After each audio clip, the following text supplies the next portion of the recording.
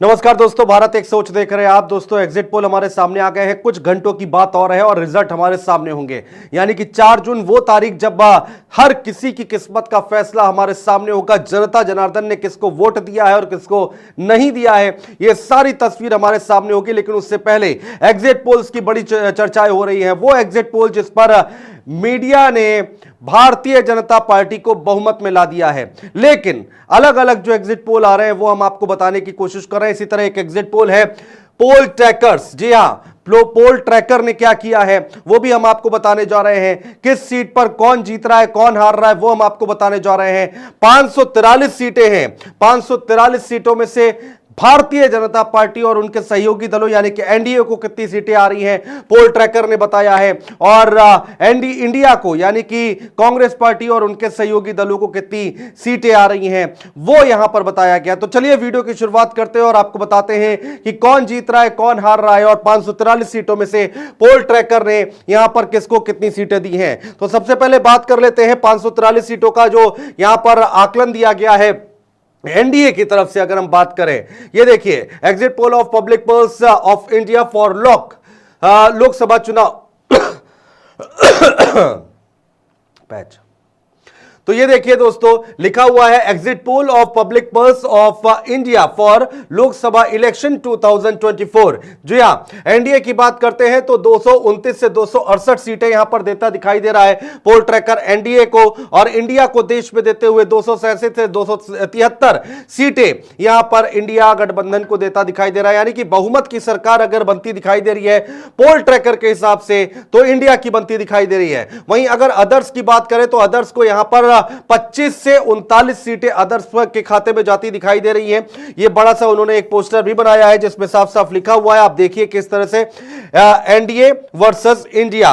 NDA को यहां पर 229 सीटें यानी कि 45% वोट शेयर के साथ और 237 से 273 सीटें यानी कि 46% वोट शेयर के साथ ये सर्वे निकाला है पोल ट्रैकर ने, ये एग्जिट पोल निकाला है पोल ट्रैकर ने। तो अगर हम पोल ट्रैकर की बात को सही माने तो देश में क्या इंडिया गठबंधन की सरकार बनने जा रही है? क्या 237 से 273 सीटें यहां पर इंडिया गठबंधन पाने जा रहा है? और अगर एनडीए की बात करते हैं तो क्या 229 से लेकर 268 पर यहां पर एनडीए यानी कि भारतीय जनता पार्टी सिमटती दिखाई दे रही है।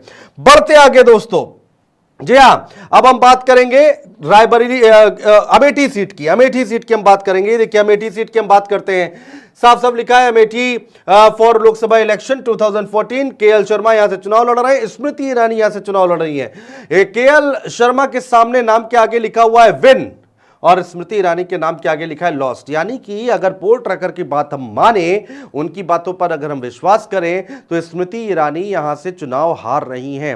वो स्मृति ईरानी जिन्होंने 2019 में राहुल गांधी को अमेठी लोकसभा सीट से हराया था, और अब यह कहा जा रहा है कि केएल शर्मा जो कि यहां से जीतते हुए दिखाई दे रहे हैं और स्मृति ईरानी यहां पर हारती हुई दिखाई दे रही है। उनके देखिए फोटो के सामने लिखा हुआ है लॉस्ट और केएल शर्मा जिनके साथ राहुल गांधी की फोटो लगी हुई है उनके सामने लिखा हुआ है विन।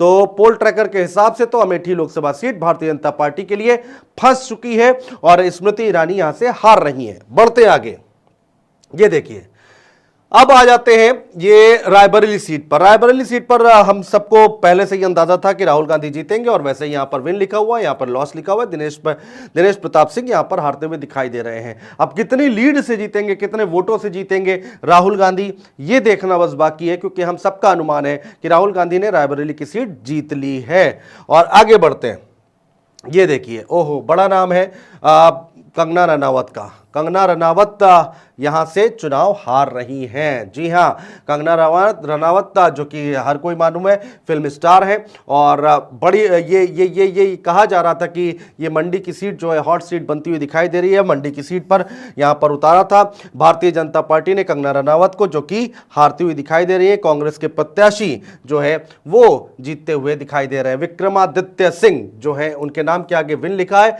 कंगना रनावत के नाम के आगे लॉस लिखा है। तो यहां पर अगर पोल ट्रैकर की बात को सही माने तो ये भी सीट निकलती दिखाई दे रही है भारतीय जनता पार्टी के हाथ से। तो दोस्तों राहुल गांधी ने दो जगह से चुनाव लड़ा है लोकसभा चुनाव का, एक रायबरेली सीट से चुनाव लड़ रहे हैं और एक केरला के वायनाड सीट से वो चुनाव लड़ रहे हैं, जहां से पिछली बार भी जीत कर आए थे।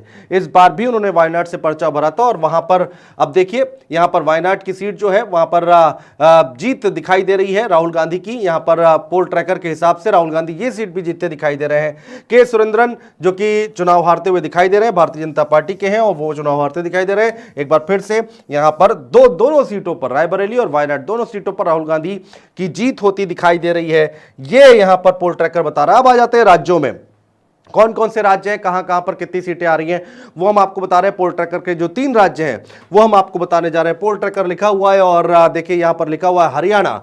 हरियाणा में कितनी सीटें मिल रही हैं? कुल 10 सीटें हैं। 10 सीटों में से मात्र 0 से 2 सीटें यहां पर दी जा रही हैं पोल ट्रैकर की तरफ से भारतीय जनता पार्टी को। और इंडिया गठबंधन की बात करें तो 8 से 10 सीटें यहां पर मिलती दिखाई दे रही हैं। तो 10 की 10 सीटें अगर कांग्रेस का पार्टी के खाते में जाए तो चौंकिएगा नहीं, क्योंकि पोल ट्रैकर जिन्होंने ये बड़ा सर्वे किया हुआ है। तो ये हरियाणा की बात हम कर रहे हैं, जहां पर 41% vote share Bharatiya Janata party को जाता दिखाई दे रहा है। 8 से 10 सीटें जीतती दिखाई दे रही कांग्रेस पार्टी और 55% वोट शेयर यहां पर कांग्रेस पार्टी के खाते में जाता दिखाई दे रहा है।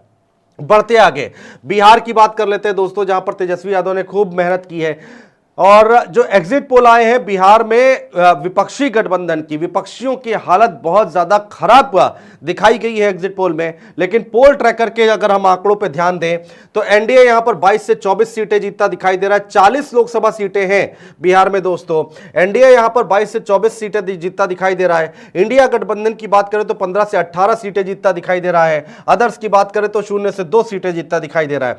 तो इंडिया गठबंधन यहां पर 15 से 18 सीटें जीतता दिखाई दे रहा है बिहार में। अच्छी पोजीशन कहा जाएगा, अगर वो 15 से 18 सीटें जीतता है तो भारतीय जनता पार्टी को, एनडीए को अच्छी खासी सीटों का नुकसान होगा। 22 से 24 सीटें मात्र दी जा रही हैं भारतीय जनता पार्टी को, एनडीए को 49.2% वोट शेयर है और यहां पर 45% वोट शेयर।